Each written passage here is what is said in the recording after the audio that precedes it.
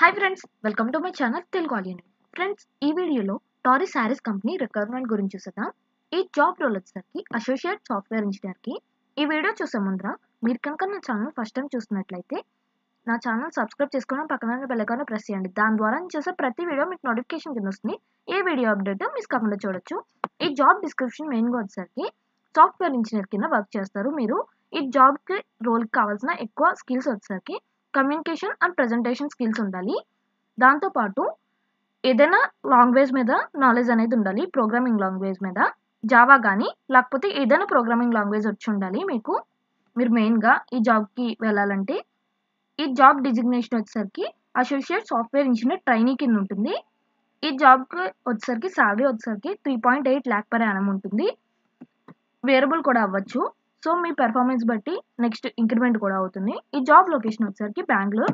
2 పొజిషన్స్కి ఇవ్వడం జరిగింది. ఈ జాబ్ పొజిషన్ వచ్చేసరికి పోస్ట్. ఇంటర్వ్యూ ప్రాసెస్ వచ్చేసరికి ఆన్లైన్ రిటన్ టెస్ట్ ఉంటుంది. ఈ ఆన్లైన్ రిటన్ టెస్ట్లో మెయిన్గా వచ్చేసరికి కోడింగ్ మీద ఉంటుంది. ఈ ఆన్లైన్ రిటన్ టెస్ట్ అనేది మీరు ఏ ప్రోగ్రామింగ్ సెలెక్షన్ చేసుకుంటే దాని ప్రకారం ఆ లాంగ్వేజ్లో మీరు రాయొచ్చు.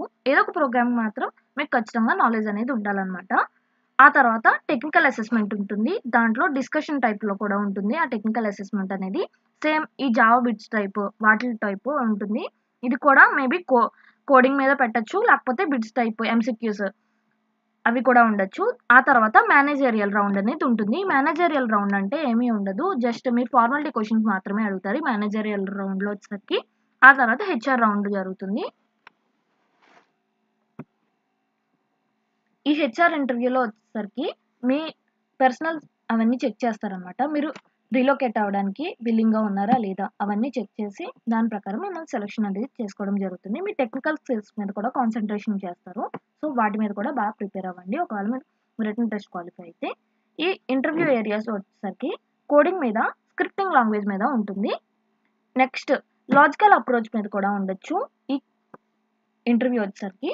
నెక్స్ట్ కమ్యూనికేషన్ స్కిల్స్ బాగా చెక్ చేస్తారు, బోత్ రిటన్ అండ్ ఓరల్గా కూడా.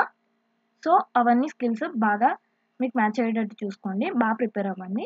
నెక్స్ట్ ఇప్పుడు అప్లై చేసుకునే ప్రాసెస్ చూద్దాం. అప్లై నౌ బటన్ మీద క్లిక్ చేయగానే మీకు పేజ్ అనేది కింద స్క్రోల్ చేస్తే మీకు పేజ్ అనేది ఇలా వస్తుంది. మీ రెజ్యూమ్ అనేది అప్లోడ్ చేయాల్సి ఉంటుంది. మీ రెజ్యూమ్ ఏం మ్యాండేటరీ కాదు. మీ first name, last name, email ID, phone number, మీ ఇయర్స్ ఆఫ్ ఎక్స్పీరియన్స్. ఒకవేళ మీకు ఎక్స్పీరియన్స్ ఉంటే ఎక్కువ ప్రిఫర్ చేస్తారు మిమ్మల్ని షార్ట్ లిస్ట్ చేయడానికి, ఎందుకంటే పొజిషన్స్ 2 పొజిషన్స్ ఇచ్చారు కాబట్టి. కరెంట్ సాలరీ అడిగాడు. ఆ తర్వాత నోటీస్ పీరియడ్, మీరు ఇమీడియట్గా జాయిన్ అయ్యడానికి రెడీగా ఉన్నారా లేదా అని చెప్పి నోటీస్ పీరియడ్లో మెన్షన్ చేయాలన్నమాట. నెక్స్ట్ కరెంట్ లొకేషన్, మీ కరెంట్ లొకేషన్, మీ ప్రిఫర్డ్ లొకేషన్. ఒకవేళ మీరు వర్క్ ఫ్రమ్ హోమ్ ప్రిఫర్ చేస్తే అక్కడ కూడా మెన్షన్ చేయొచ్చు. హైయెస్ట్ ఎడ్యుకేషనల్ క్వాలిఫికేషన్ మెన్షన్ చేసి కింద క్యాప్చా ఇచ్చాడు, అది కూడా ఎంటర్ చేసి సబ్మిట్ చేసి సరిపోతుంది. అంతే అప్లై చేసుకునే ప్రాసెస్. మీకు ఎటువంటి డౌట్ ఉన్నా కామెంట్ పెట్టండి, నేను వెంటనే రిప్లై ఇస్తాను. ఈ వీడియోని మీ ఫ్రెండ్స్ అండ్ ఫ్యామిలీ మెంబర్స్ అందరికీ షేర్ చేయండి. నా వీడియోని లైక్ చేయడం మాత్రం మర్చిపోకండి. Thanks for watching Telugu audience.